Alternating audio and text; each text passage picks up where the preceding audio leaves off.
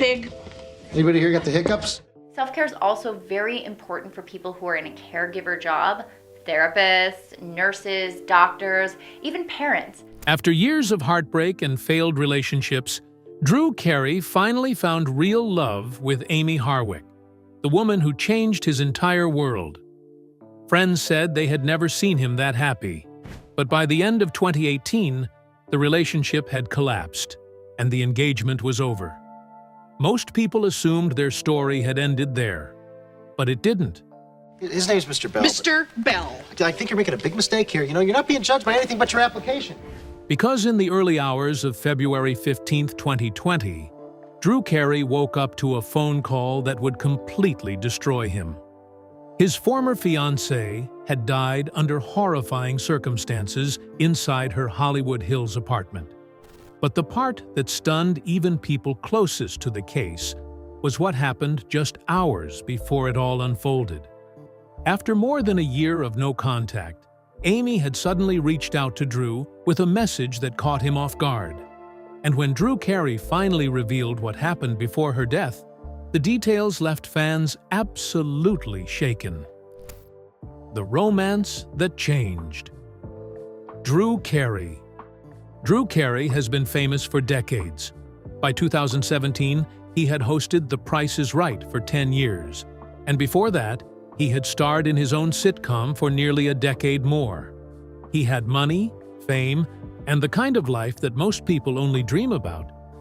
But he was also a man who had struggled with his weight, his habits, and his ability to trust another person with his heart. He had been engaged once before, decades earlier, and that relationship had ended badly. He had more or less given up on love. But then he met Amie Harwick at a mutual friends party in Los Angeles, and everything changed. The first thing Drew noticed about Amie was her laugh. It was loud and real, and came from somewhere deep inside her. She looked him directly in the eye when she spoke, which was not something that happened often for a man of his fame. Most people recognized him immediately. Most people treated him like a celebrity, not a person. Amie had no idea who he was. She had never seen his sitcom.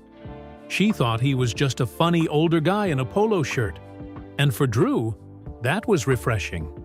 She liked him for his personality, not for his money or his fame. Amie, for her part, was initially unimpressed. She was 36 years old, a licensed marriage and family therapist with a thriving practice. She had written a book about femininity that had been translated into 5 languages. She appeared regularly as an expert guest on shows like The Doctors and Dr. Oz. She was smart and accomplished and did not need a man to validate her existence. Drew Carey seemed nice enough, but she did not think much of him at first. It took several conversations before she even learned his last name. They began dating casually in the late summer of 2017. Drew was 59 years old, more than 2 decades older than Amie, but the age difference did not seem to matter. He was smitten. He told a magazine that he could not believe she liked him back. He sent her flowers every week for the first 3 months of their relationship, a gesture that never got old. Amie later said that Drew was the first man she had ever dated who did not try to control her. She loved his childlike excitement about simple things like ice cream and arcades. He made her laugh, and he made her feel safe. They went public as a couple in November of 2017 when paparazzi photographed them holding hands at a Lakers game. The pictures were sweet and unguarded, the kind of images that make people believe in love. They attended the Daytime Emmy Awards together in April of 2018, and they appeared at a taping of The Price is Right's 45th anniversary special that summer. Drew was proud to show her off, and she was proud to be seen with him. They never officially lived together, but Amie kept clothes and toiletries at Drew's Hollywood Hills home. He stayed overnight at her West Hollywood apartment several nights a week. They were building a life together, slowly and carefully. But the wedding that some fans had predicted never happened. The reasons for that would only become clear after the devastating tragedy that occurred. Why their wedding never happened. On January 31, 2018, Drew Carey and Amie Harwick publicly announced that they were engaged. Fans who had watched Drew struggle through decades of loneliness celebrated along with him. He had finally found someone who made him happy, someone who saw past the fame, the money, and the complicated history. He fully envisioned spending the rest of his life with her. He even referred to her as his future wife and posted about their connection on social media with a joy that seemed genuine. The couple began planning their shared future, picking out dates, discussing venues, and imagining what their wedding day would look like. Unfortunately, the engagement only lasted 10 months, and by November of 2018, the relationship was over. Representatives for both parties released a standard press statement confirming the split. The separation was officially characterized to the media as a mutual and amicable decision. The statement was polite and vague, the kind of language that celebrities use when they want to close a chapter without inviting questions. But the polite language concealed a more complicated reality. The decision to end the engagement was not as simple as the press release made it seem. Drew later revealed that his high-profile celebrity status had placed an immense strain on their relationship. The couple found it difficult to maintain a normal life because of the constant public scrutiny. Every dinner out was photographed. Every walk through the park was documented. Every argument, if there was one, threatened to become a headline. Amie had not asked for any of that when she fell in love with a funny older man. She had not signed up to have her face plastered across tabloids or her past dissected by strangers on the internet. The media attention was not just an inconvenience, it was a genuine source of fear. Amie expressed concern that the heavy coverage was triggering her obsessive ex-boyfriend, Gareth Pursehouse. She knew that he was still out there, and that he had a history of violence and instability. Amie knew that every time her face appeared on a magazine cover or her name trended on social media, it was a reminder to him of the life she had built without him. She openly told Drew that she wished he were not famous. It was not an insult, it was a statement of fact. His fame, which had brought him money and opportunities and the love of millions of fans, was also putting her at risk. The couple tried to work through their issues. They spent time in couples therapy, sitting across from a professional who was trained to help people untangle the knots in their relationships. But therapy can only do so much when the underlying problems are structural. Drew's fame was not going away. The paparazzi were not going to stop following them. And her ex-boyfriend, lurking in the background of Amie's past, was not going to disappear just because she wished him away. They ultimately decided that a permanent breakup was necessary for their individual well-being. The decision was painful, but it was also practical. They loved each other, but love was not enough to fix what was broken. Drew Carey has been remarkably candid about his severe, lifelong struggles with chronic depression. He has openly discussed surviving 2 separate terrible episodes during his late teens and early 20s. His early years were marked by intense feelings of anger and self-doubt, emotions that did not fade when he found success in comedy or when he became a household name. The depression was always there, a shadow that followed him no matter how bright the lights of fame became.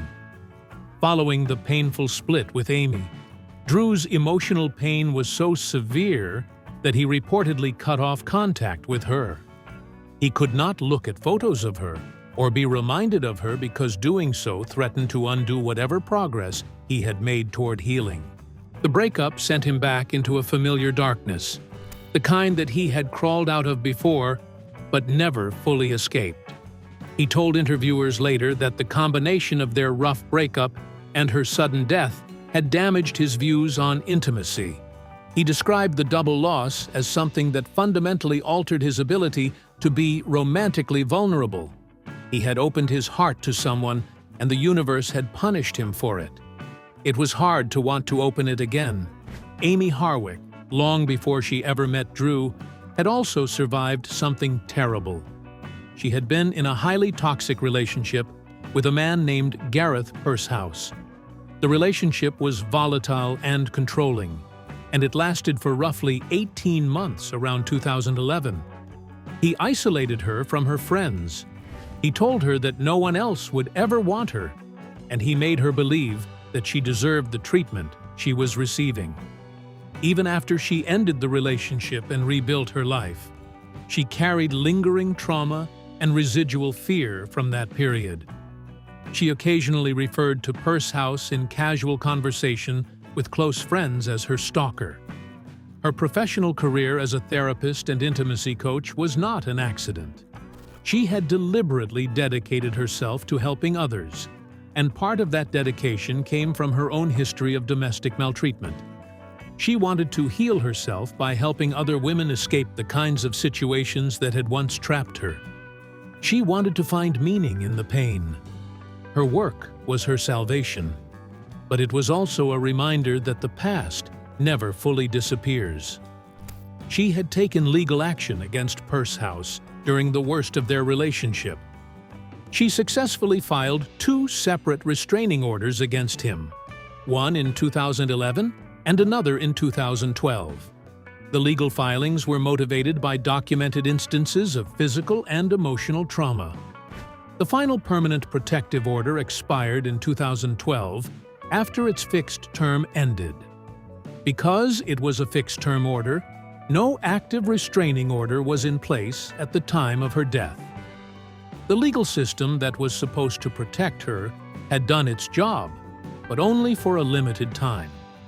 Once the clock ran out, she was on her own. Following the expiration of the 2012 restraining order, Amie and Pursehouse had no known direct communication for over 8 years.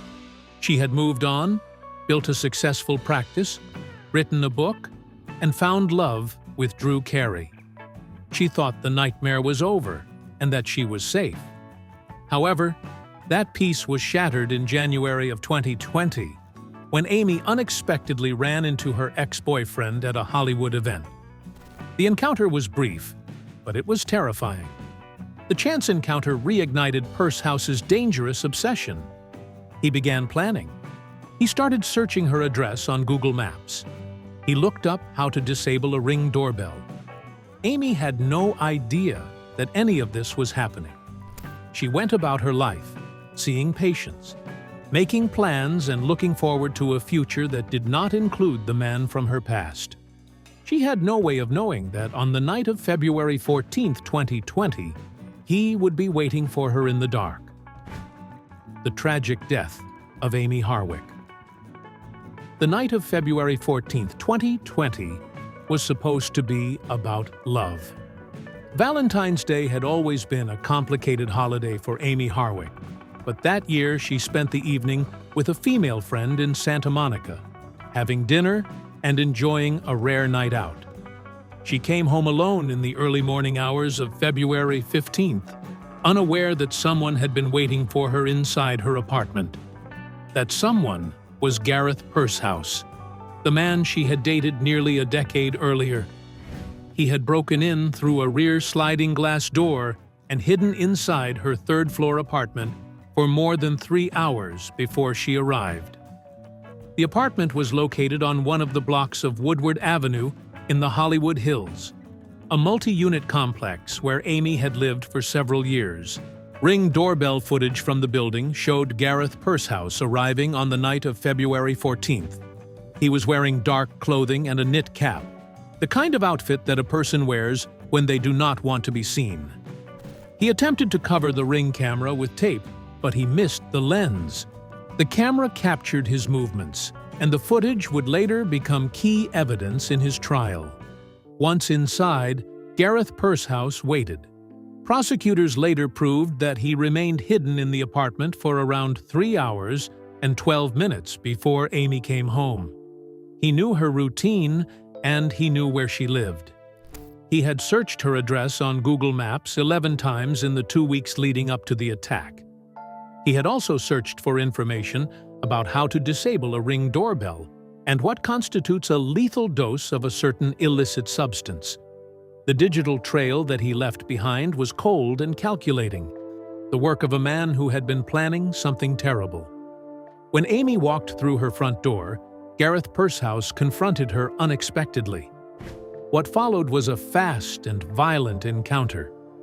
Prosecutors said he used his hands to stop her from breathing, and investigators later pointed to injuries that supported that conclusion.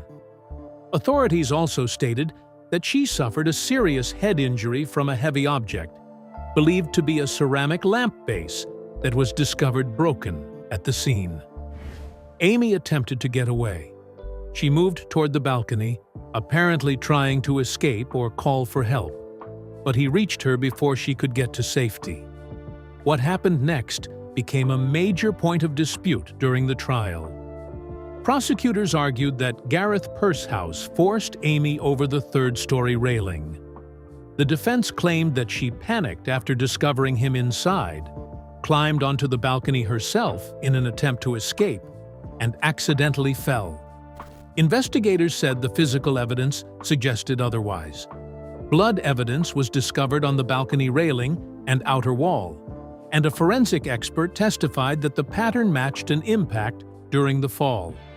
According to that testimony, her head appeared to strike the railing on the way down, rather than indicating that she climbed over it willingly. Investigators also noted there was no blood found on the inside balcony door handle, suggesting she may not have opened it herself. The emergency call came from Amie's male roommate, Michael Herman. Herman was asleep in his downstairs bedroom and did not witness the attack, but he was awakened by a blood-curdling scream and the sounds of a struggle coming from upstairs. He heard Harwick screaming and what sounded like two people hitting the floor hard before her voice became muffled.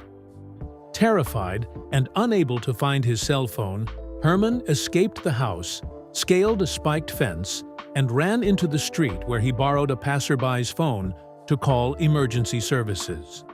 Police were dispatched almost immediately, and they arrived at the apartment complex 8 minutes later. They found Amie face down on the ground below the balcony. She was unconscious and not breathing, and she had severe head trauma. Paramedics arrived shortly after and transported her to Kaiser Permanente Hollywood Hospital, where she was pronounced dead. The cause of death was determined to be severe injuries to her head and torso, with strangulation listed as a contributing factor. She was 38 years old. Inside the apartment, investigators discovered a broken ceramic lamp base that contained traces of blood and hair. According to investigators, the damage on the object was consistent with an injury found on Amie's head. They also recovered a syringe beneath the living room couch. Authorities said the syringe contained a dangerous amount of a certain illicit substance, and prosecutors argued that Pursehouse may have planned to use it but never carried it out. Investigators believed its presence suggested a level of planning before the incident took place. DNA linked to Pursehouse was later found on the sliding glass door lock, the lamp base, and Amie's neck. Pursehouse was identified as a suspect within hours. Officers cross-referenced the restraining orders that Amie had filed against him in 2011. He was arrested on February 15, 2020, at his apartment in Playa Vista, California, and charged appropriately. He posted bond and was released the next day, but he was rearrested 3 days later after the district attorney filed additional charges, including first-degree murder with the special circumstance of lying in wait.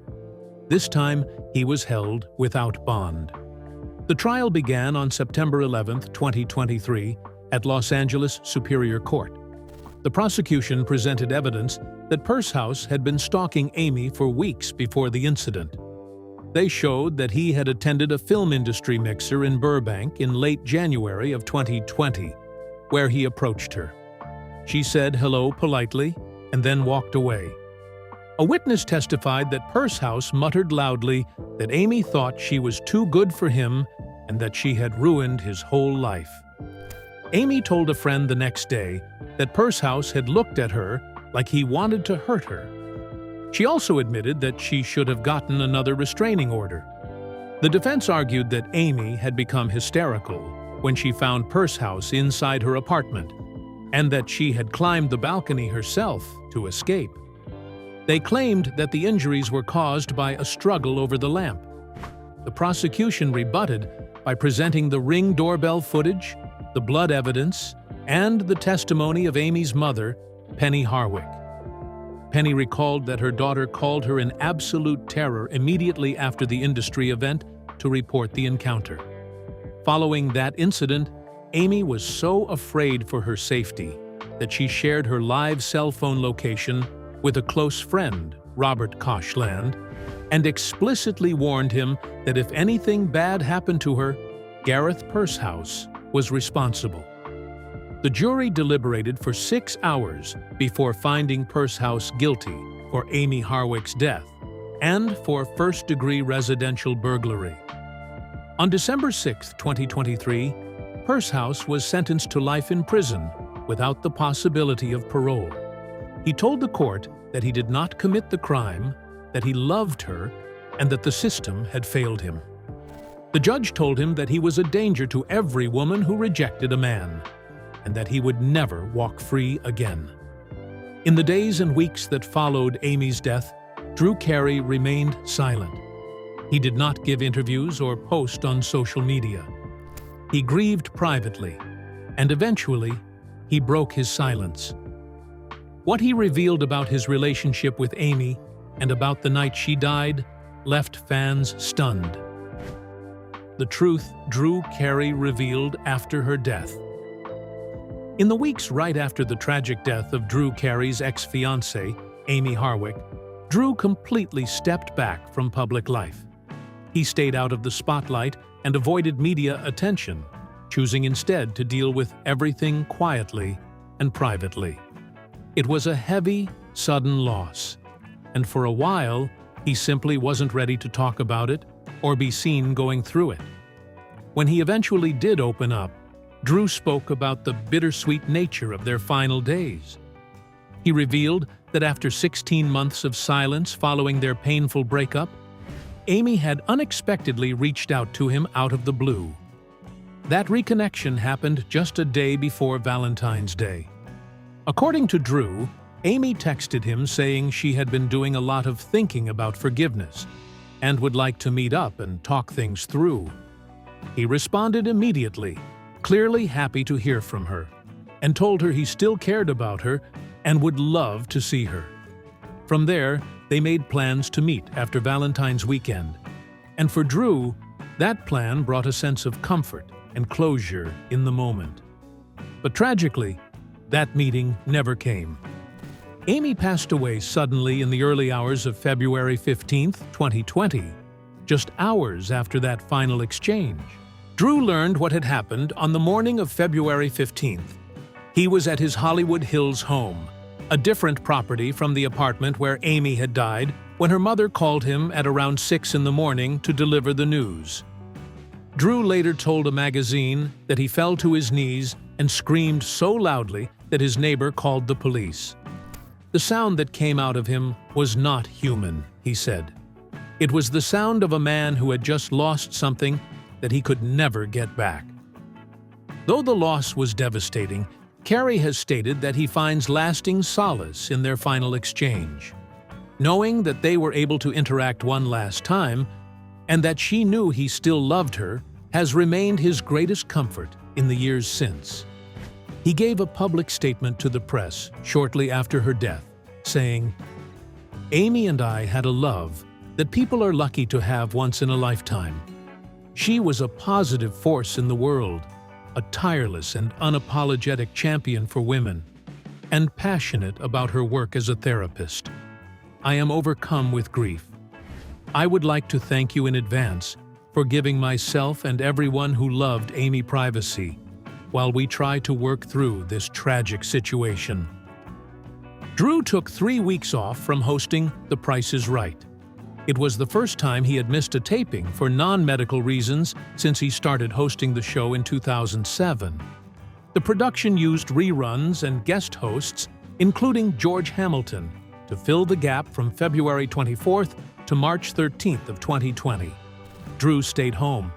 He did not want to smile for the cameras or pretend that everything was fine. He reportedly began seeing a trauma therapist twice a week, a schedule that he reportedly maintained through at least 2024. The therapy helped, but it did not fix everything. In an interview around April 2020, he spoke very openly about how difficult that period really was. He admitted he was barely sleeping, sometimes just about 3 hours a night. And even when he did manage to fall asleep, it wasn't peaceful. He said he would see Amie's face every time he closed his eyes. That image just kept coming back, over and over again, and it wasn't something he could simply push away. The tragedy had a profound, lasting impact on his personal life, prompting him to speak openly about how it reshaped his views on intimacy. In a February 2025 interview with Us Weekly, he admitted that the sudden loss had destroyed him for a while and that he had stopped pursuing romantic dates. He clarified that while he still maintains and enjoys warm, close friendships with several women, he keeps those connections strictly platonic. Rather than becoming cynical, however, he has focused on healing. He chooses to honor her memory by focusing on the deep love they once shared, keeping photos of her in his home and drawing comfort from feeling her presence with him always. When the trial began in September 2023, Drew Carey was not a constant presence in the gallery, as the defense team had subpoenaed him as a potential witness. Under standard courtroom rules, this generally kept him from sitting in on the daily proceedings to watch the testimony. He did not issue public statements to reporters outside the courthouse during the trial, choosing instead to let the legal system run its course in private. Following the guilty verdict in September 2023, Drew Carey expressed deep gratitude to the Los Angeles prosecutors and the jury for bringing Amie Harwick's killer to justice. In a March 2024 interview with People magazine, months after Gareth Pursehouse was sentenced to life in prison without parole, Carey reflected on the profound sense of relief the finality brought. He shared that ever since the sentencing, it felt as though everyone who loved Amie had finally let out a breath of relief, allowing them to remember her life without the looming shadow of the legal process. He also revealed that he had intentionally pushed the killer completely out of his mind, noting that he could barely even remember the man's name anymore, a peace of mind he considered the true gift of the final sentence. Rather than seeking out a public memorial, Carey chose to process his grief and final closure privately. He continues to keep Amie's memory alive in his daily life, keeping photos of her displayed in his home and frequently speaking about the enduring love they shared. Drew Carey had spent most of his life making other people laugh. He had built a career on joy, on silliness, on the kind of humor that brings people together. But the woman who had made him believe in love again was gone, and he was left with the silence that she had once filled. The truth that he revealed after her death was simple and devastating. He still loved her. He always would. And he would spend the rest of his life wondering what might have been if only he had picked up the phone and called her one more time. Do you think celebrity fame makes dealing with a dangerous ex even harder? Let us know your thoughts in the comment section below. If you enjoyed this video, don't forget to click on the next video on your screen, like this video, and subscribe to our channel for more updates.